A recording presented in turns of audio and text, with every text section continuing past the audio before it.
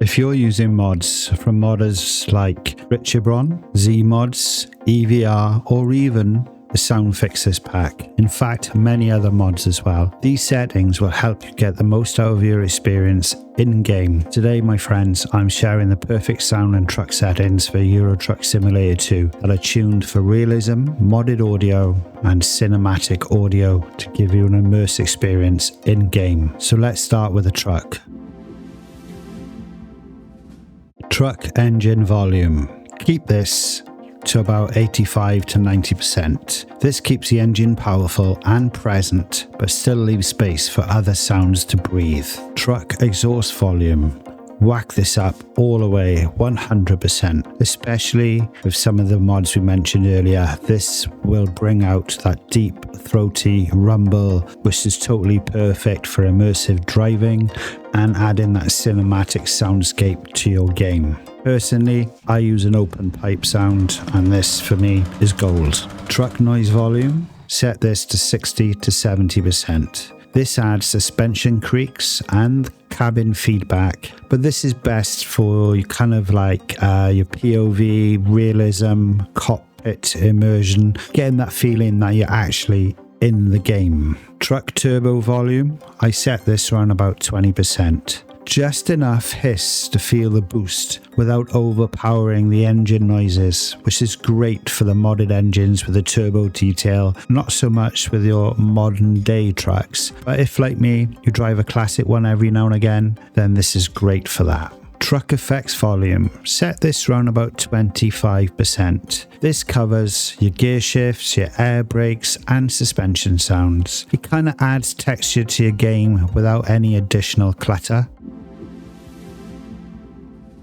Now let's talk about the world around you, because it matters. Starting with the trailer noise volume, I put this around about 70%. You'll definitely hear the creaks, the rattles, the weight of your load, and this is best for heavy haul realism and immersive gameplay. Interior sounds volume, I put this around about 30%. I'm looking for the dashboard rattles, I want to feel that cabin ambiance, I want to feel the slight noise from outside to make my cockpit feel real and have that more immersive point of view driving simulation going on. In a nutshell, I'm trying to reflect what I feel in my real life truck in my game truck. World sounds volumes, I put this around about 35% for the birds, the winds, the distant traffic. Subtle but very essential.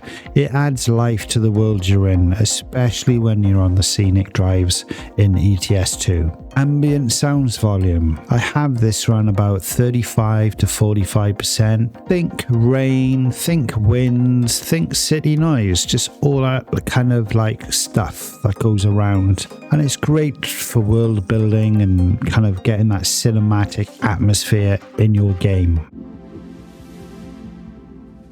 For clean, immersive gameplay, here's how I set up the interface sounds.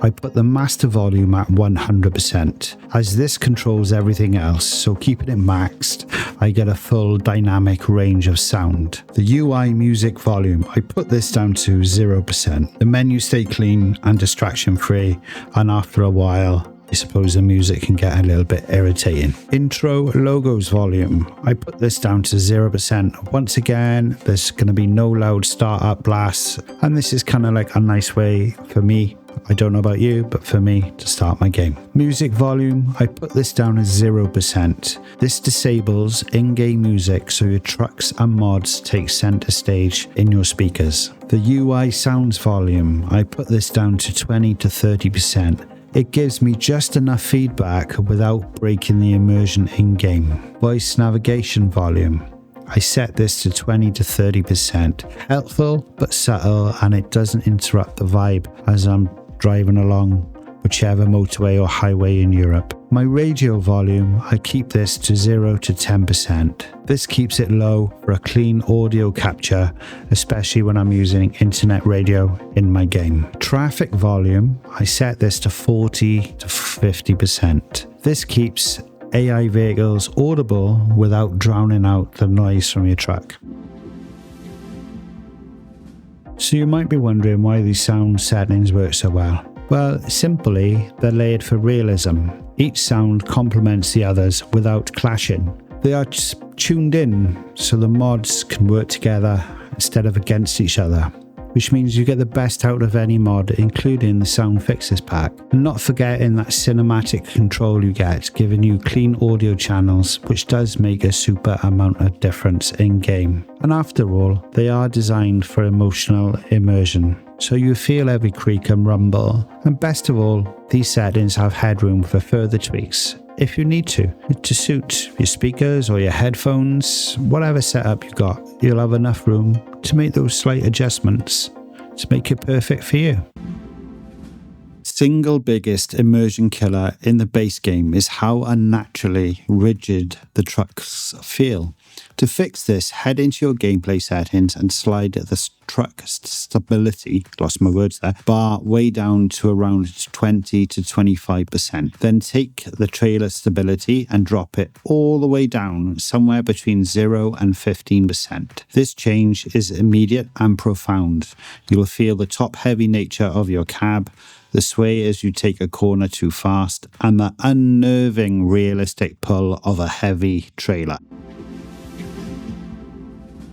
Let's make it feel like you're sitting in a physical truck. Set your suspension stiffness to about 20%. This gives you a nice balance where you can feel the road without it being a spine-shattering experience. Then the most important part, turn on cabin suspension and set it to about 0 to 5%. Suddenly, your viewpoint isn't glued in place. The cab will move independently over bumps and through curves, just like a real truck cab does.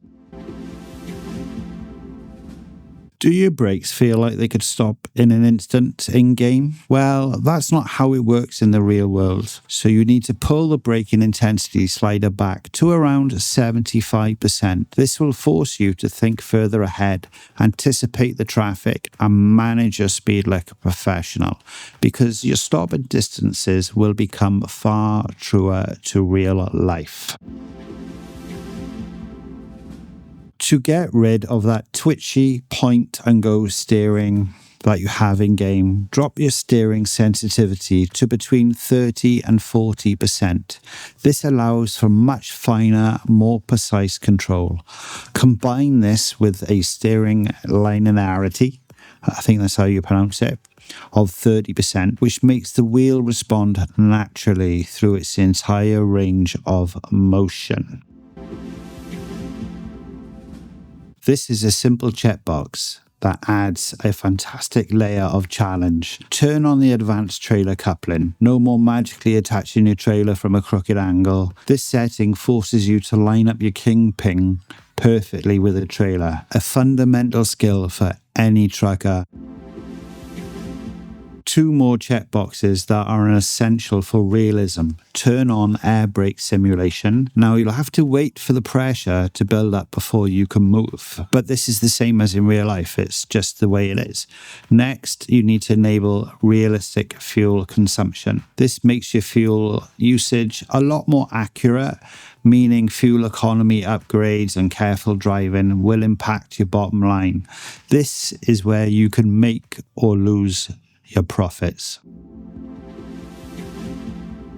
Set your parking difficulty to random. In real life, you have no idea where you're going to park until you arrive at your destination, be it a distribution centre or a quarry. This will throw a variety of parking challenges at you, from simple pull-throughs to the dreaded blindside reverse.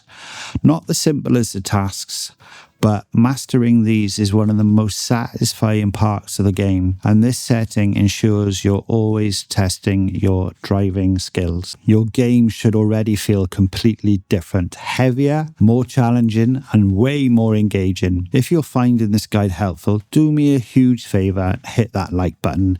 It really helps the channel out and tells YouTube you're getting something out of this video. And if you want more content like this, please consider subscribing.